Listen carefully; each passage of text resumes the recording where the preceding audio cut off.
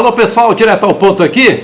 Olha, uma verdade é líquida e certa. O Grêmio está sentindo muito, tecnicamente, taticamente e acima de tudo, fisicamente. O Grêmio está sentindo bastante esse curto período de preparação, uma pré-temporada absurda, não há, e aí não vale apenas para o Grêmio, vale para qualquer grande clube brasileiro, grande clube que disputa competições de alto nível. Não é possível que uma equipe já comece a disputar duas competições simultâneas, no caso do Grêmio, o Gauchão e o Campeonato Brasileiro, tendo começado o seu trabalho no dia 2 de janeiro, nem um mês ainda, nem um mês de preparação, com apenas 8, 9 dias de preparação, as competições já estavam começando. E o Grêmio realmente está sentindo, isso se percebeu hoje no empate por 1-1 contra o Juventude, jogo realizado na Arena. Aliás, uma partida muito ruim, hein? Tecnicamente, uma partida sofrível.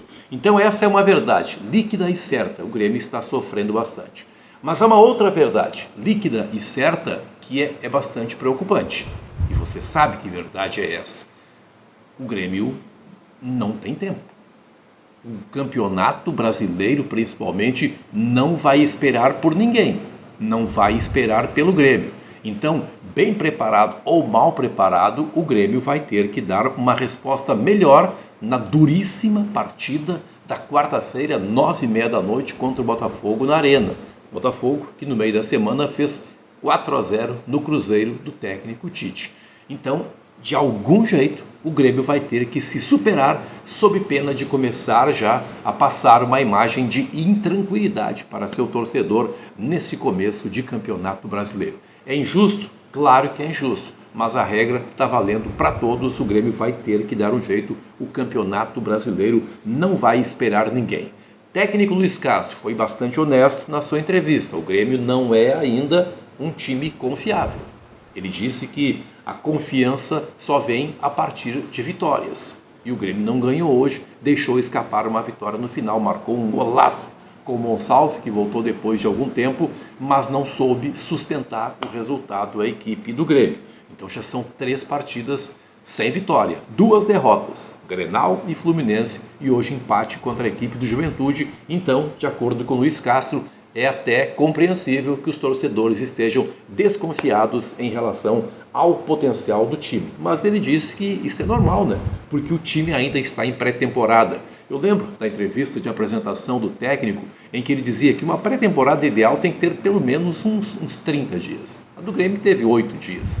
Tem que ter pelo menos uns 30 dias na cabeça do Luiz Castro, com alguns jogos amistosos até que comecem as partidas oficiais. Então ele considera ainda que o Grêmio esteja em pré-temporada. Pode ser uma posição tanto quanto perigosa, né? Porque o Grêmio começa a perder pontos aí que podem complicá-lo nas competições. Bem, nós já sabemos qual é o meio de campo do Grêmio. Muitas das perguntas na entrevista coletiva para o técnico foram feitas a partir disso. Qual o meio de campo ideal? Essa é a grande questão que está na cabeça dos torcedores. Primeiro porque no Grenal ele tinha convicção, o Luiz Castro, de que iria funcionar um modelo com 2 volantes, os chamados jogadores que gostam da bola, né? O Arthur principalmente e o Thiaguinho, Thiago Augusto. Não deu certo. No meio da semana já o Thiaguinho ficou fora, jogou o Dodi. Também não deu muito certo. Hoje voltou o Thiaguinho, não apareceu tão bem assim, mas jogando um pouco mais adiantado, no período em que esteve no campo fazendo a posição do Arthur, que só entraria no segundo tempo. Daqui a pouco eu falo a respeito do Arthur. Então o Thiaguinho um pouco mais adiantado e o Noriega. Então o meio de campo do Grêmio, e de novo aqui acho que cabe elogio ao técnico Luiz Castro, ele não fugiu da pergunta. Quando indagado ele disse, olha, o Noriega, palavras dele, deu um interessante equilíbrio ao meio de campo. Então Noriega é o volante do Grêmio. Noriega é esse jogador. Segundo jogador do meio de campo, Arthur. Terceira posição. Essa pergunta não foi feita. A reportagem, no momento, o Calhau Dornelles abriu muito bem, indagando a respeito disso. Houve uma segunda pergunta e o Castro quase contou tudo. E quando a gente esperava a terceira pergunta, porque faltava a terceira posição, foi desviado o assunto.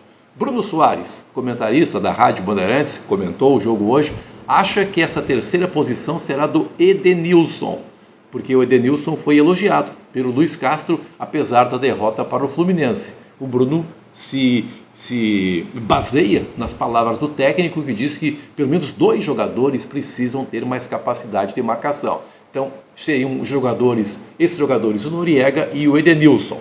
O Castro também elogiou o William. Eu fiquei com a sensação de que poderia ser o William, mas eu estou quase que concordando com o Bruno realmente que Edenilson deva ser essa terceira função. Ainda não será o Monsalve. Também elogiado pelo técnico é que o Monsalve recém está voltando e o jogo será muito corrido contra o Botafogo no meio da semana, então ele vai usar jogadores que já estão um pouquinho melhores do que os outros. Acho que Edenilson realmente deve completar esse setor da equipe do Grêmio.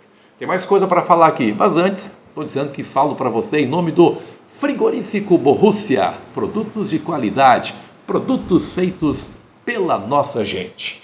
Bom, o Grêmio está classificado, nas quartas de final vai pegar o Novo Hamburgo, jogo marcado para a Arena, não sei se domingo ou sábado, porque o Inter também está nas quartas de final, e claro que um joga no sábado, o outro joga no domingo, mas o adversário do Grêmio, se sabe, é o Novo Hamburgo, e aí Arthur não vai jogar. Estava muito nervoso o Arthur hoje, se envolveu numa confusão, acabou sendo expulso, vai desfalcar a equipe nas quartas de final, e o Pavon também, hein? O Pavon acabou sendo expulso depois já, o jogo tinha terminado, ele seguiu reclamando da arbitragem, acabou recebendo cartão vermelho. O Pavon não é titular, né? Mas é uma peça importante no elenco. Agora o Arthur, com toda certeza, vai fazer muita falta. Depois do jogo, falou o diretor de futebol, Rafael Lima, indagado a respeito de contratações, disse que o Grêmio sabe quais são as carências, ele não quis entrar em nomes, mas os nomes são um volante e um armador, são as peças prioritárias. Nesse momento, o nome pode ser realmente o Juan Nardoni, do Racing da Argentina, e o Grêmio ainda vai buscar um meia, apesar hoje da volta bastante positiva do Monsalve,